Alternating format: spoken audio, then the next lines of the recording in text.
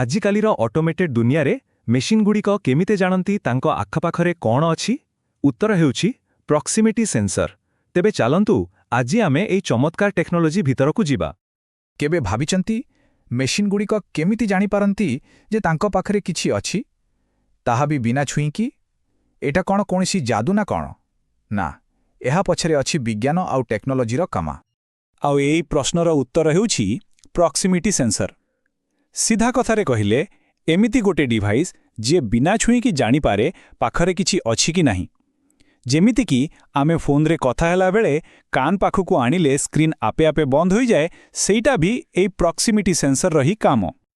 ତେବେ ଚାଲନ୍ତୁ ଆଜିର ଆମର ଏହି ଯାତ୍ରାରେ ଆଗକୁ ବଢ଼ିବା। ଆମେ ଦେଖିବା ପ୍ରକ୍ସିମିଟିର କନସେପ୍ଟ କ'ଣ, ତାପରେ ତିନୋଟି ମୁଖ୍ୟ ସେନ୍ସର ଇଣ୍ଡକ୍ଟିଭ୍, କ୍ୟାପାସିଟିଭ୍ ଆଉ ଫୋଟୋ ଇଲେକ୍ଟ୍ରିକ୍, ଏବଂ ଶେଷରେ ସେମାନଙ୍କ ଭିତରେ ଗୋଟେ ମଜାଦାର ତୁଳନା କରିବା। ଚାଲନ୍ତୁ ଆମର ପ୍ରଥମ ହିରୋ ପାଖକୁ ଯିବା, ଇଣ୍ଡକ୍ଟିଭ୍ ସେନ୍ସର। ଏହାକୁ ଆମେ ମେଟାଲ ସ୍ପେଶାଲିଷ୍ଟ ବି କହିପାରିବା। ଏହାର କାମ କରିବାର ତରିକା ବହୁତ ସରଳ କିନ୍ତୁ ବହୁତ ଚାଲାକ। ଭାବନ୍ତୁ, ଏହା ନିଜେ ଚାରିପଟେ ଗୋଟେ ଅଦୃଶ୍ୟ ବିଦ୍ୟୁତ୍ ଚୁମ୍ବକୀ ଜାଲ ବୁଣିଦିଏ, ଆଉ ଯେମିତି ହିଁ କୌଣସି ଧାତୁ ଜିନିଷ ଏ ଜାଲ ଭିତରକୁ ଆସେ, ବାସ୍ ସେନ୍ସରକୁ ଖବର ମିଳିଯାଏ। ଆଚ୍ଛା, ଏବେ ଟିକେ ଭିତରକୁ ଯାଇ ଦେଖିବ ଏଇଟା କେମିତି କାମ କରେ। ଦେଖନ୍ତୁ, ପ୍ରଥମେ ଗୋଟେ ଅସିଲେଟର ଏକ ମ୍ୟାଗ୍ନେଟିକ୍ ଫିଲ୍ଡ ତିଆରି କରେ। ତାପରେ ଯେତେବେଳେ କୌଣସି ଧାତୁ ଏହି ଫିଲ୍ଡ ଭିତରକୁ ପଶେ, ସେହି ଧାତୁ ଭିତରେ ଛୋଟ ଛୋଟ କରେଣ୍ଟ ତିଆରି ହୁଏ, ଯାହାକୁ ଏଡି କରେଣ୍ଟସ୍ କୁହାଯାଏ। ଏହି କରେଣ୍ଟଗୁଡ଼ାକୁ ମୂଳ ଫିଲ୍ଡକୁ ଟିକେ ଦୁର୍ବଳ କରିଦିଅନ୍ତି, ଆଉ ସେନ୍ସର ଠିକ୍ ଏହି ପରିବର୍ତ୍ତନକୁ ଧରିପକାଏ ଆଉ ସିଗ୍ନାଲ ଦେଇଦିଏ। ହଉ, ତେବେ ଏହାର ରିପୋର୍ଟ କାର୍ଡ ଉପରେ ନଜର ପକାଇବା। ଭଲ କଥା କ'ଣ, ଏହାର ଡିଜାଇନ ବହୁତ ସରଳ ଆଉ ଦାମ ବି କମ୍, କିନ୍ତୁ କିଛି ଦୁର୍ବଳତା ବି ଅଛି। ଯେମିତିକି ଏହା ଖାଲି ଧାତୁକୁ ହିଁ ଧରିପାରେ, ଆଉ ବେଶୀ ଗରମ ଜାଗାରେ ଠିକ୍ସେ କାମ କରେନି, ଆଉ ଅଲଗା ଅଲଗା ଧାତୁ ପାଇଁ ଏହାର ସେନ୍ସିଂ ଦୂରତା ବି ବଦଳିଯାଏ। କିନ୍ତୁ ଯଦି ଆମକୁ ଧାତୁ ଛଡ଼ା ଆଉ କିଛି ଡିଟେକ୍ଟ କରିବାର ଅଛି, ସେଇଠି ଏଣ୍ଟ୍ରି ହୁଏ ଆମର ପରବର୍ତ୍ତୀ ଖେଳାଳିର କ୍ୟାପାସିଟିଭ୍ ସେନ୍ସର। ଏହାକୁ ଆମେ ଭର୍ସାଟାଇଲ୍ ଡିଟେକ୍ଟର ବା ବହୁମୁଖୀ ଚିହ୍ନଟକାରୀ କହିପାରିବା। ଇଣ୍ଡକ୍ଟିଭ୍ ସେନ୍ସର ପରି ଏହା ମ୍ୟାଗ୍ନେଟିକ୍ ଫିଲ୍ଡ ବ୍ୟବହାର କରେନି। ଏହା କାମ କରେ କ୍ୟାପାସିଟାନ୍ସରେ ହେଉଥିବା ପରିବର୍ତ୍ତନକୁ ଧରି। ସରଳ ଭାଷାରେ ଏହା ନିଜ ଚାରିପଟେ ଏକ ଇଲେକ୍ଟ୍ରୋଷ୍ଟାଟିକ୍ ଫିଲ୍ଡ ତିଆରି କରେ, ଆଉ ଯେକୌଣସି ଜିନିଷ, ସେ ଧାତୁ ହଉ କି ଅଧାତୁ, ଯିଏ ଏହି ଫିଲ୍ଡକୁ ଟିକେ ବି ଗଡ଼ବଡ଼ କରେ, ଏହା ତାକୁ ଧରି ପକାଏ।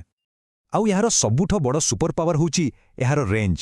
ଦେଖନ୍ତୁ ତ, ଏହା ଧାତୁ, ପ୍ଲାଷ୍ଟିକ୍, କାଠ, ଟେଫଲନ୍, ଏପରିକି ତେଲ ଭଳି ଜିନିଷକୁ ବି ଚିହ୍ନଟ କରିପାରେ, ମାନେ ପ୍ରାୟ ସବୁକିଛି। ତେବେ ଏହାର ରିପୋର୍ଟ କାର୍ଡ କ'ଣ କହୁଛି?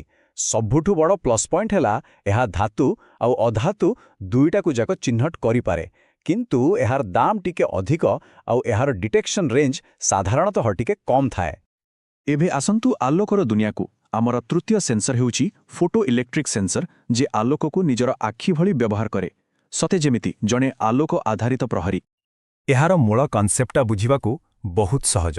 ଭାବନ୍ତୁ, ଗୋଟେ ପଟେ ଗୋଟେ ଟ୍ରାନ୍ସମିଟର ଅଛି, ଯିଏ ଟର୍ଚ୍ଚ ଲାଇଟ୍ ଭଳି ଆଲୋକରେ ଏକ ବିମ୍ ପଠାଉଛି, ଆଉ ଅନ୍ୟପଟେ ଗୋଟେ ରିସିଭର ଅଛି, ଯିଏ ଆମ ଆଖି ଭଳି ସେଇ ଆଲୋକକୁ ଦେଖୁଛି।